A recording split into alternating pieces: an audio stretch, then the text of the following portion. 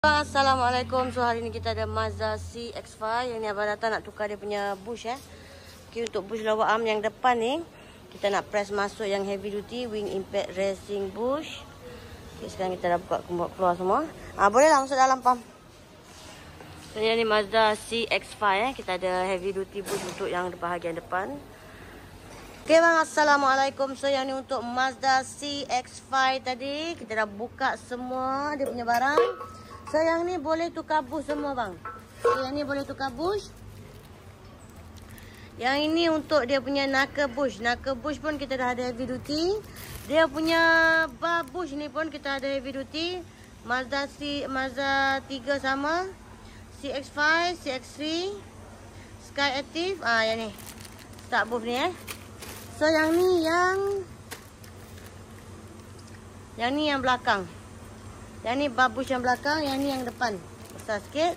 So yang ni lower arm bush dia. Lower arm bush, yang ni. Ini lower arm bush. So yang ni tadi sebelum tadi kita dah tengok So yang sebelum getah biasa, ni. Yang ni sebelum macam ni. Okay, kita dah press masuk yang heavy duty. Wing impact racing bush memang getah penuh.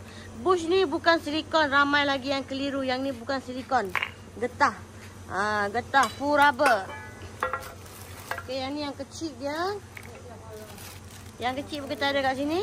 So, nanti kita akan press masuk. Okay, dah siap yang ni. Nampak yang sebelum. Ni. Dah mati lah. Okay. So, sekarang kita nak press yang mana dulu? Okay, press masuk.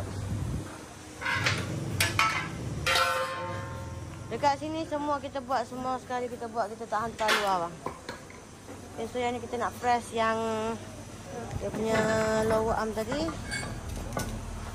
Pakai mesin 40 tan. Okay.